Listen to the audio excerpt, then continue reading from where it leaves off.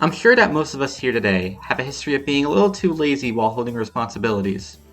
Some might have gotten a strict scolding from higher authorities once caught, but I doubt that any of you here could say you got scolded by the Yama herself, let alone for failing to deliver souls to the other side. Our story today will allow us to experience just that, second-handedly of course. Onozuka Komachi holds a very important job as a farrier of souls that must be carried to the afterlife. She carries them over the Sanzu River with her boat, as it is the only vessel capable of crossing its waters. Once they reach Higan, or the other side, the spirits are then judged by Shiki Eiki, the Yama of Paradise who decides if a soul is white or black.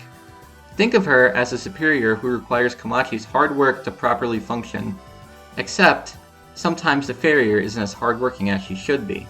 Ah, and there she is. The fairy Shinigami, already lying down peacefully in the field of flowers. It'd be a shame if anyone disturbed her while she was resting so calmly. Unfortunately for her, today seems to be the Yama's day off. Does she enjoy flower viewing during her free time? It doesn't matter now. Eiki has already caught Komachi's red hair within the patch of licorice, not like her loud snoring made her any less conspicuous. With a shout that could pierce Gensokyo's barrier itself, Komachi! Eiki demanded her lazy underling to get up immediately. For someone that slept so tranquilly mere moments before, Komachi woke up and instantly stood up to collect her scythe, hoping for the fleeting chance of escape. Eiki's gaze was already locked onto the farrier, delivering a feeling she was all too familiar with. She sat down on the spot she was previously napping on, with a fearful face as she prepared to be at the mercy of the Yama. When Eiki starts a lecture, it is impossible to stop her until she is finished. Even worse, everything she states is never false, so there is never a time to contradict her statements. While it's a helpful trait for her job, it certainly does little to help approach her.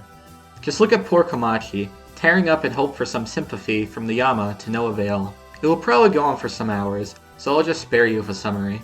As I said before, Komachi's ferry is the only mode of transportation over the Sanzu River. This makes her job extremely important, as without her, the spirits aren't able to cross over to Higan. It doesn't help when the Shinigami is already lazy and forces potentially wealthy spirits to wait. At worst, should a natural disaster that leads to a great amount of deaths in the outside world was to occur, all of those spirits could leak into Gensokyo instead of where they belong. I have just summarized something that would take the Yama hours in less than a minute. Oh, but I shouldn't speak ill of her, or else I'll be where Komachi is right now. I wonder how Komachi feels being lectured by Eiki throughout her life. After she is done being lectured, she'll promise to never slack off again, only to get back right to it once the judge stops looking. Maybe she enjoys the attention, or perhaps she knows Eiki lectures her to show her affection for the Shinigami, even if her words lack the same tone. Whatever it might be, one thing is certain. Through their existence, they repeat an endless cycle of unfinished tasks and never-ending lectures. They represent the desires of mankind and their morality, respectively. Without desires, morality would lose its meaning. And without morals, desires would corrupt the souls beyond repair. No wonder they complete each other so well. And on these words, we can close the curtain on this chapter. But their story is nothing but a small piece of the greater story of Gensokyo. If you are interested to learn more, please consider subscribing and leaving a like. Now, you know what to do if you want to avoid hell, right? Listen to the Yama, and love yourself. See you next time!